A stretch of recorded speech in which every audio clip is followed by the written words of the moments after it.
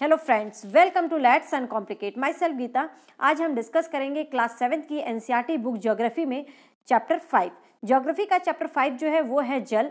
और जल जो है ये एक बहुत ही बेसिक सा टॉपिक है और इसके बारे में जो है बहुत लोग भली भांति परिचित होंगे और बहुत ज़्यादा डिटेल में भी बहुत लोगों को इसके बारे में पता होगा, किंतु हमें जो है इसमें डिटेल में नहीं जाएंगे हम।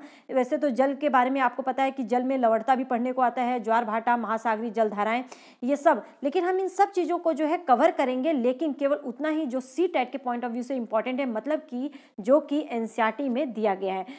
सी टेट का बेस जो है वो एनसीईआरटी बुक है, मतलब एनसीईआरटी से ही आता है। तो हमें अभी जो है हमारा टारगेट है वो सी टेट है। तो उसमें किस तरह से इसमें से क्वेश्चंस बनते हैं, किस तरह से क्वेश्चन घुमा कर पूछे जाते हैं, कौन कौन से क्वेश्चन बन सकते हैं, वो सब जो है हम इसमें डिस्कस करेंगे। आपसे एक रिक्वेस्ट है कि प्लीज़ वीडियो अंत तक देखें और अपना फीडबैक जरूर दें, तभी मेरा मोटिव भी सॉल्व हो पाएगा कि मेरे वीडियो से लोगों को हेल्प मिल रही है या नहीं। मुझे तभी पता चलेगा जब आप अपना फीडबैक देंगे। तो अगर आपको लगता है कि ये वीडियो आपके लिए यूज़फुल है और आपको इससे मदद मिल रही है तो प्लीज़ एक लाइक कर दीजिए और उन लोगों के साथ शेयर कीजिए जो स्पेशली सी टेट की तैयारी कर रहे हैं और कोचिंग नहीं ले सकते हैं। मेरा मेन मोटिव है कि लोग विदाउट कोचिंग जो है सी टेट, अपना सी टेट जैसा एग्ज़ाम जो है क्लियर कर सके। तो उन लोगों के साथ शेयर कीजिए। और अगर चैनल सब्सक्राइब नहीं किया है, यूजफुल लगता है तो सब्सक्राइब कर सकते हैं और बेल आइकन को प्रेस कर लेना, ताकि डेली की वीडियो की अपडेट आपको टाइम से मिल सके और अपनी तैयारी जो है बेहतर तरीके से कर सकें।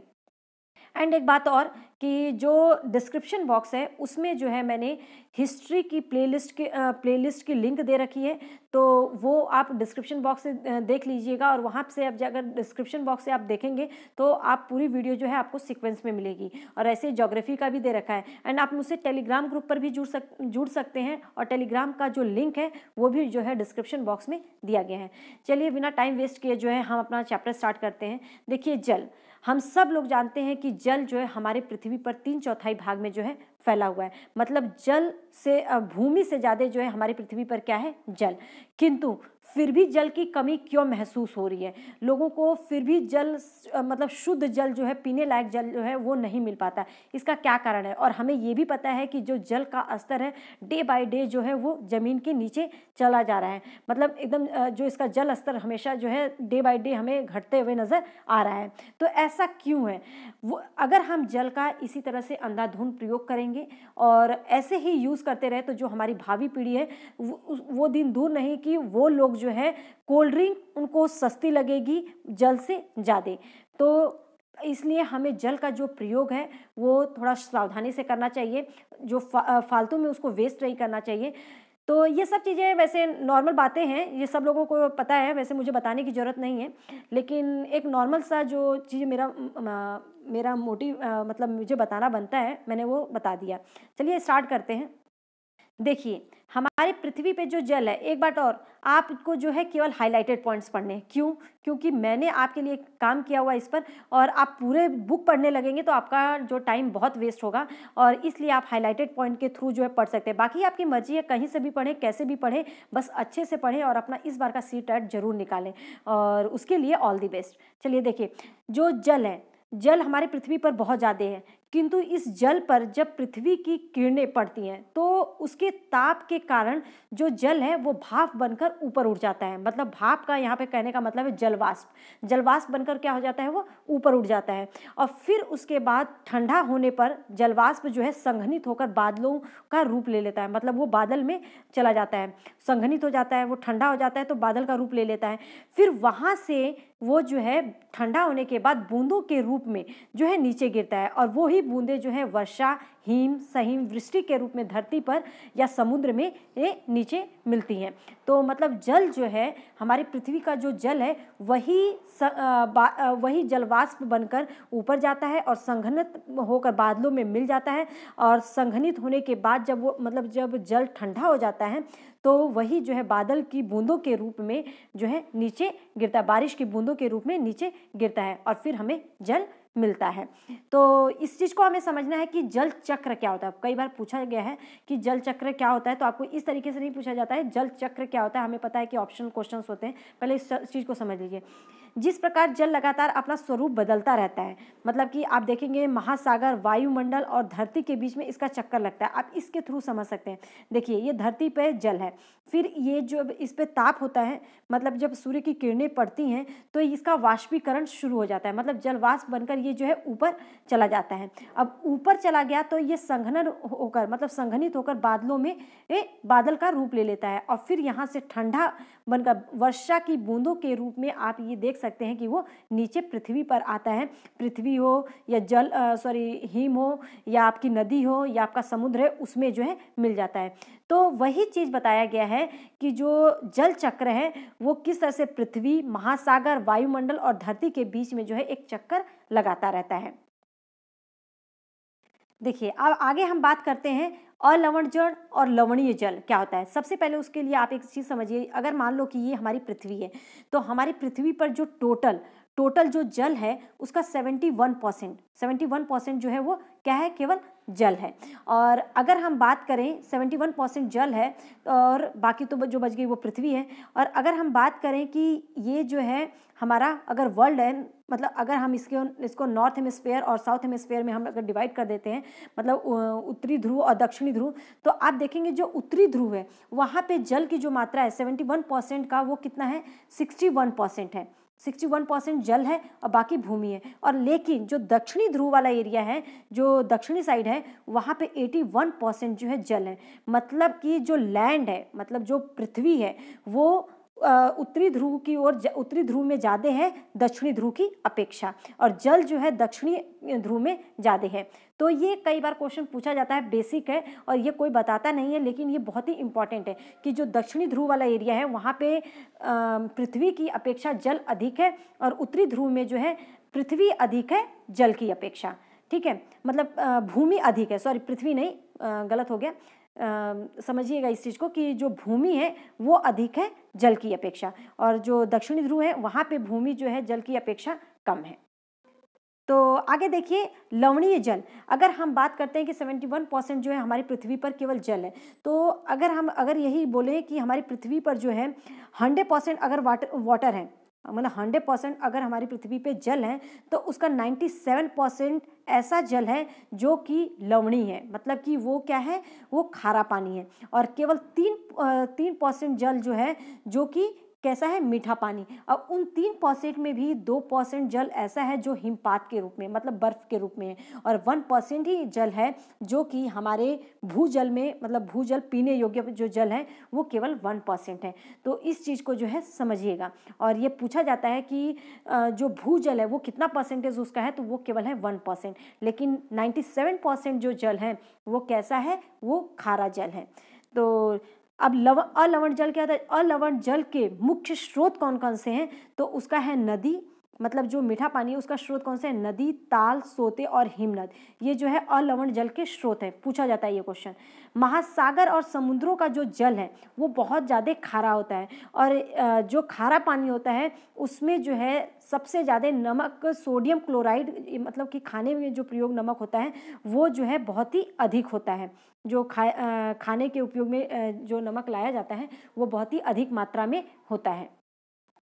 किंतु एक बात जान लीजिए कि जो खारा पानी है, जब खारा पानी होता है तो उसमें जो है डूबना बहुत ही मुश्किल है। आप अगर आप घर पे प्रैक्टिकल भी करके देख सकते हैं, अगर अंडा बॉईल करते हैं, अगर अंडे जो बॉईल पानी, जिस पानी में बॉईल कर रहे हैं उसमें अगर थोड़ा नमक डाल देंगे तो वो खारा हो जाएगा। तो देखोगे कि जो वो अंडे है वो नीचे नहीं टकराएंगे, वो ऊपर ही क्या होगा, बॉईल मतलब तैरेंगे। तो जो खारा पानी है उसमें इंसान कभी भी डूब नहीं सकता। तो ये चीज़ आपको पता होना चाहिए।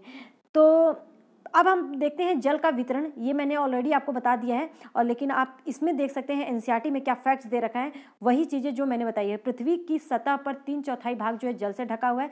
धरती पर थल की अपेक्षा जल अधिक है, मतलब धरती पर भूमि की अपेक्षा जो है क्या, जल अधिक है। और जो उत्तरी ध्रुव के एरिया है, मतलब उत्तरी साइड है, वहाँ पे भूमि जो है, भूमि कम है, भूमि अधिक है जल की अपेक्षा, और वही दक्षिणी ध्रुव में भूमि अधिक है, भूमि कम है जल की अपेक्षा।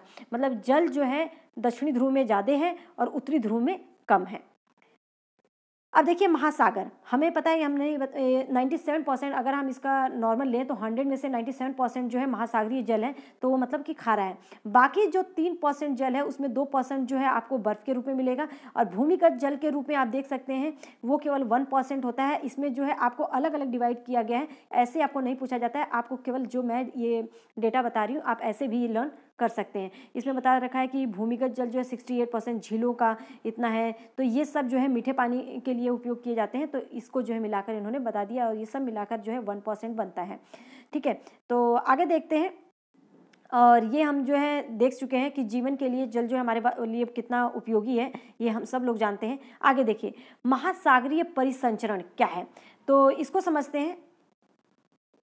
इसके बारे में बात करने से पहले आप ये समझ लीजिए थोड़ा सा, ये जो हाइलाइटेड पॉइंट्स हैं, ये देखिए जो लवणता है, मतलब जो हमारी लवणता है वो 100 ग्राम जल में, ठीक है, मौजूद नमक की मात्रा होती है। मतलब 100 ग्राम पर सॉरी 1000 ग्राम पर जो है उसकी कितनी मात्रा होती है वो हमें पता चलेगा। तो महासागर की जो औसत लवणता है वो 35 भाग प्रति 1000 ग्राम पर है। हजार मतलब कि परसेंटाइल, मतलब कि जो लवणता है वो कितने 1000 ग्राम जल पर, मतलब 1000 ग्राम जल में मौजूद नमक की मात्रा कितनी होती है।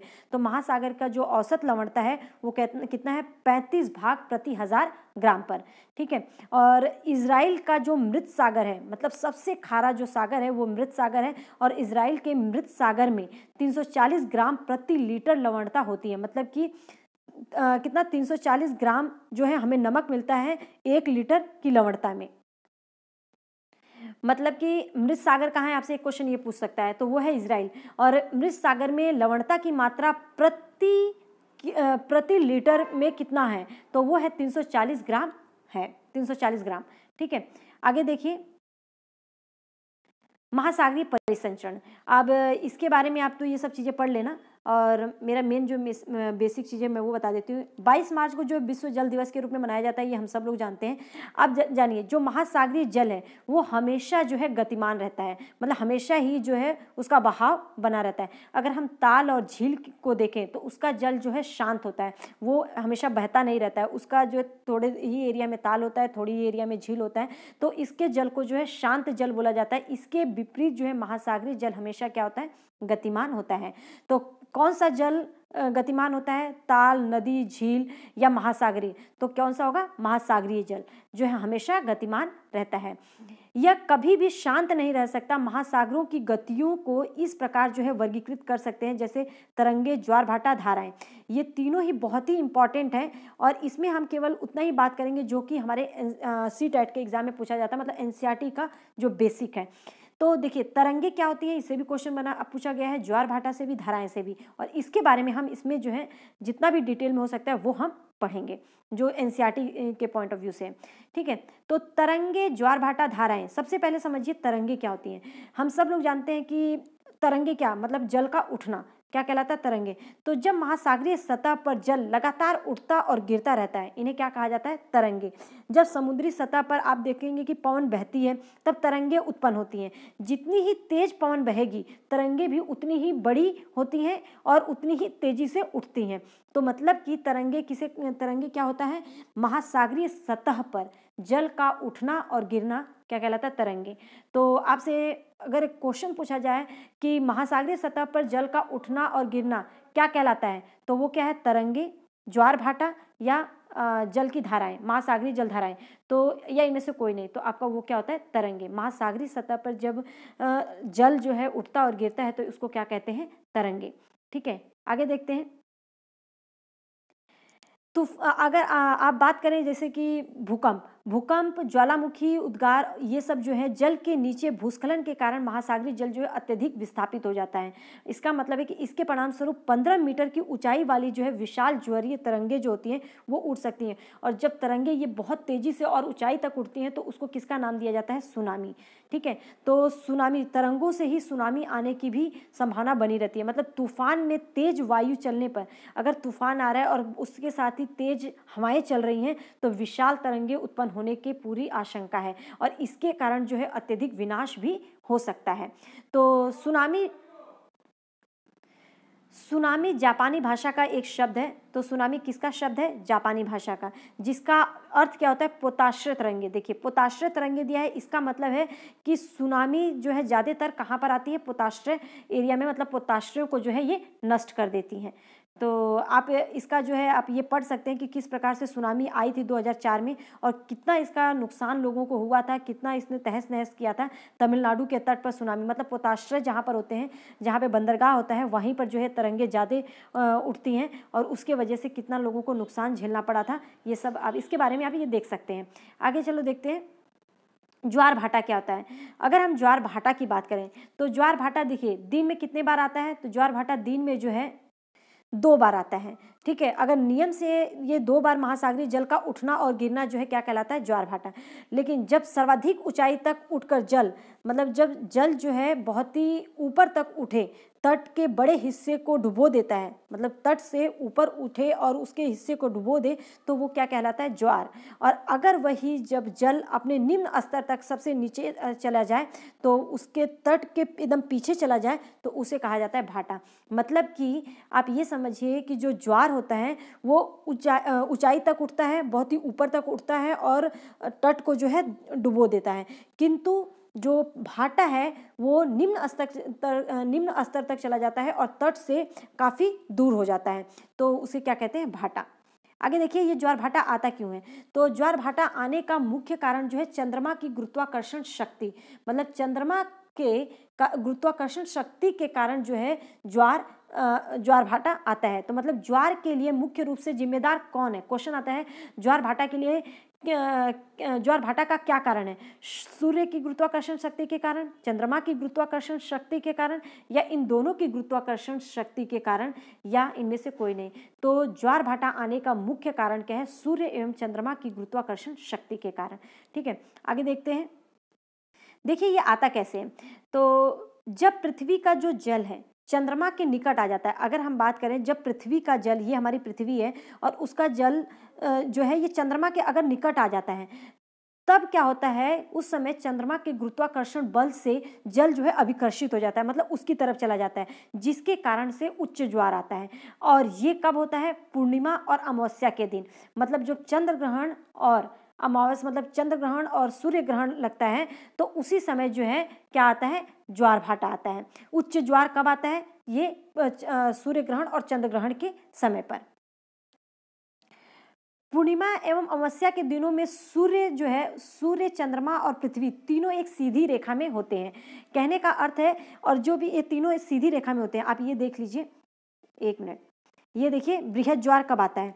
तो जब सूर्य, चंद्रमा और पृथ्वी तीनों एक सीधी रेखा में होते हैं, इसको क्या बोला जाता है? सिजगी। कई बार पूछ दिया जाता है सूर्य, चंद्रमा और पृथ्वी सीधी रेखा में हो तो इस स्थिति को क्या कहा जाता है? तो इसको कहा जाता है सिजगी। ठीक है, और सिजगी के समय पे जो है क्या होता है? अगर सूर्य और पृथ्वी के बीच में चंद्रमा हो, सूर्य पृथ्वी के बीच में चंद्रमा हो तो सूर्य ग्रहण होगा, क्योंकि सूर्य की छाया पृथ्वी पर नहीं पहुंचती है, तो ये सूर्य ग्रहण होगा। और सूर्य और चंद्रमा के बीच में अगर पृथ्वी आ जाए तो ये चंद्र ग्रहण होगा, क्योंकि पृथ्वी पे जो है सूर्य पे जो है चंद्रमा की छाया नहीं पड़ती। तो आप इस चीज़ को याद रखिएगा, जब सूर्य और चंद्रमा के बीच में पृथ्वी आए तो चंद्र ग्रहण, और सूर्य और पृथ्वी के बीच में चंद्रमा आए तो वो क्या होता है? सूर्य ग्रहण। और सूर्य और चंद्रमा के बीच में जब पृथ्वी आए तो चंद्र ग्रहण। ये चीज़ बहुत ही इंपॉर्टेंट है, कई बार पूछा गया है। आगे देखते हैं। हमें समझना है कि बृहद ज्वार कब आता है और एक लघु ज्वार होता है वो कब आता है, ये चीज़ पूछा जाता है। ये बहुत बार क्वेश्चन पूछा गया है।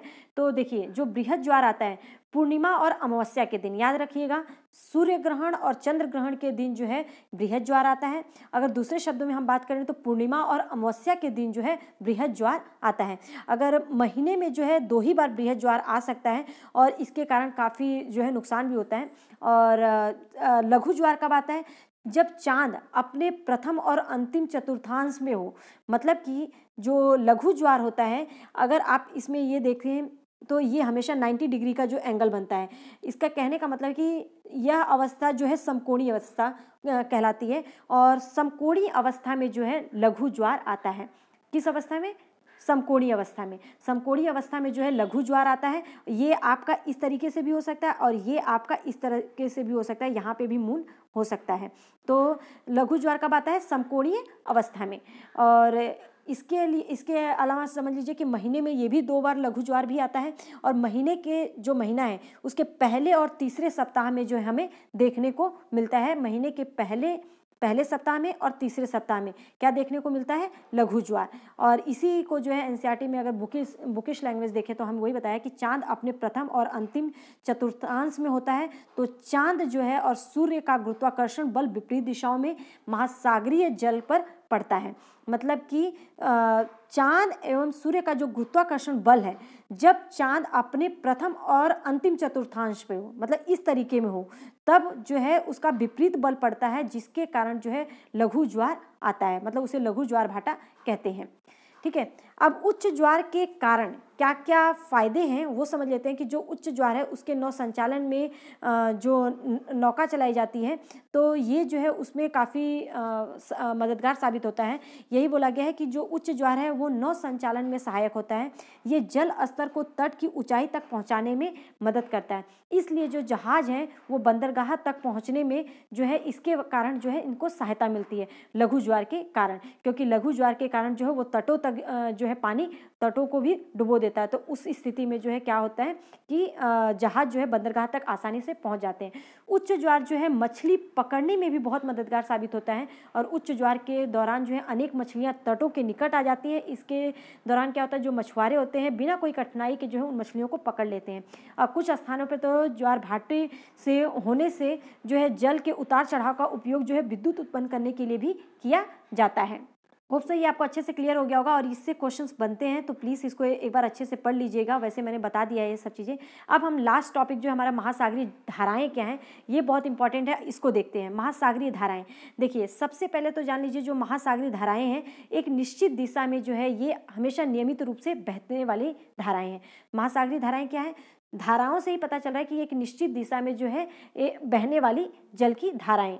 महासागरीय धाराएं गर्म और ठंडी दोनों होती हैं और जो गर्म महासागरीय धाराएं हैं वो समझिए, जो गर्म महासागरीय धाराएं हैं वो भूमध्य रेखा के निकट उत्पन्न होती हैं, क्योंकि जो भूमध्य रेखा अर्थात विषुवत रेखा वाला एरिया है वो बहुत ही ज़्यादा गर्म होता है और जहाँ पे गर्मी अधिक होती है वहाँ पे जो है गर्म जल धाराएं और जो ध्रुवों की ओर जो होती हैं वो कौन सी? ठंडी जल धाराएं। अब इनका गमन कैसे होता है उसको हम समझेंगे। तो देखिए जो विषुवत रेखा से मतलब भूमध्य रेखा से ध्रुवों की ओर जो धाराएं बहती हैं, विषुवत रेखा से हम डायग्राम में मैं अभी समझाऊंगी, लेकिन अभी बात समझिए आप जो मैं बोल रही हूँ। जब विषुवत रेखा से ध्रुवों की ओर, अगर आप इसमें देखें कि ये हमारी जो धारा, ये हमारी विषुवत रेखा है, ठीक है, भूमध्य जो रेखा है भूमध्य, तो भूमध्य रेखा से जब ध्रुवों की ओर जो धाराएं पहुंचती हैं, मतलब भूमध्य रेखा से ध्रुवों की ओर जाने वाली धाराएं कौन सी होती है? गर्म धाराएं होती हैं। और जो ध्रुवों की ओर से भूमध्य रेखा की ओर धाराएं आती हैं वो ठंडी धाराएं होती हैं। एक चीज़ और समझ लीजिए कि जो गर्म धाराएं हैं वो हमेशा जो भी आपका कॉन्टिनेंट है, जो भी आपके महाद्वीप है, उन महाद्वीप के जो दाहिना तरफ है वहाँ पे जो है हमेशा गर्म धाराएं बहती हैं और जो बायां तरफ है मतलब लेफ्ट साइड में वहाँ पे जो है हमेशा ठंडी धाराएं बहती हैं। आप देखिए ये आपके राइट में जो है, यहाँ पे आप अगर बात करें तो यहाँ पे जो है गर्म धाराएं बहेंगी और इधर जो है आपकी ठंडी धाराएं, इधर आपकी गर्म धाराएं और इधर जो है आपकी ठंडी धाराएं, ये देखने को मिलता है।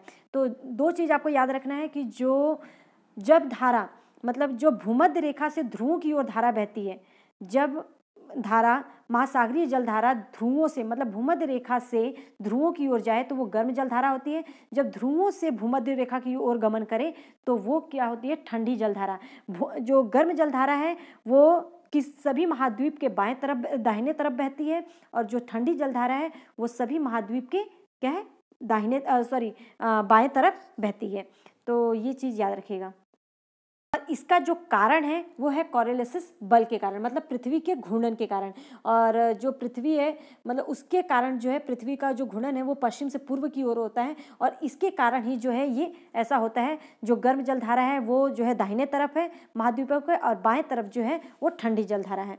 ठीक है, तो इसके बारे में और चीज़ें जान लीजिए। जो गर्म महासागरीय धाराएं हैं वो भूमध्य रेखा के निकट उत्पन्न होती हैं एवं ध्रुवों की ओर प्रवाहित होती हैं, और जो ठंडी धाराएं हैं वो ध्रुवों से उच्च अक्षांशों से उष्णकटिबंधीय निम्न अक्षांशों की ओर बहती हैं। ये आपकी बुकिश लैंग्वेज है, वही मैंने बताया कि जो ठंडी धाराएं हैं वो ध्रुवों से जो है कहाँ से जो ध्रुवों से भूमध्य रेखा की ओर अर्थात विषुवत रेखा की ओर गमन करती हैं। उसी को जो है हम सबको पता है कि जो विषुवत रेखीय क्षेत्र है वो जो है उष्णकटिबंधीय क्षेत्र है, उसको निम्न अक्षांशों की ओर मतलब बोला जाता है, निम्न अक्षांश की ओर प्रवाहित करती हैं।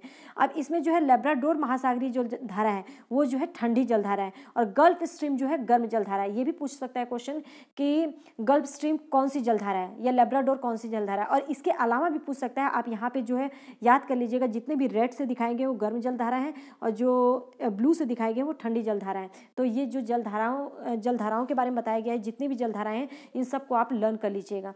तो ये बहुत ही इंपॉर्टेंट है, पूछा जाता है क्वेश्चन।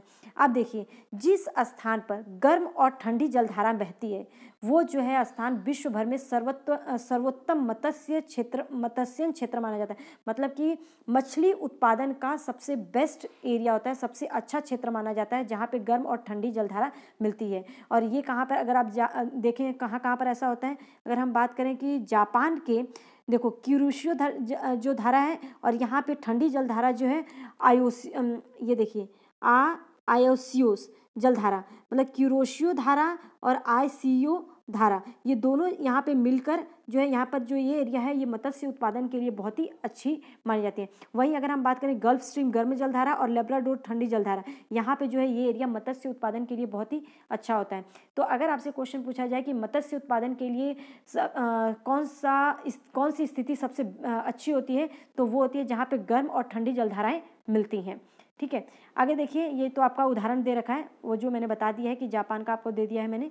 और ये भी यहाँ पे कुछ भी नहीं है, गर्म और ठंडी जलधाराएं जहाँ पे मिलती हैं वहाँ पे एक कोहरा का मौसम बनता है, और इसके फलस्वरूप जो है वहाँ पे नौका संचालन जो है, मतलब नौ संचालन में बाधा उत्पन्न हो पाती है। हम सब लोगों को पता है कि अगर मौसम खराब हो तो इससे जो है नौ संचालन में बाधा आएगी। तो गर्म और ठंडी जलधाराओं के लाभ क्या हैं, वो आप एक तो है मत्स्य उत्पादन के लिए बहुत ही अच्छा होता है, इसका नुकसान है कि ये कोहरे वाला मौसम बनता है जो कि नौका संचालन में बाधा उत्पन्न करता है। ये चैप्टर यहाँ पे फिनिश होता है। अगर कुछ नहीं समझ में आया तो आप कमेंट सेक्शन में पूछ सकते हैं, मैं दोबारा इस चीज़ को बता दूंगी क्योंकि ये चैप्टर बहुत ही इंपॉर्टेंट है और बहुत क्वेश्चंस पूछे जाते हैं। तो होप सो अच्छे से क्लियर हो गया होगा, मैं यही उम्मीद करती हूँ। और अगर कोई डाउट है तो आप कमेंट सेक्शन में पूछ सकते हैं। एंड वीडियो अगर पसंद आए, लगता है कि यूज़फुल है आपके लिए, तो प्लीज़ एक लाइक कर दीजिए, लोगों के साथ शेयर कीजिए, और अगर चैनल सब्सक्राइब नहीं किया है तो सब्सक्राइब कर सकते हैं अगर आपको पढ़ना है तो। Thank you.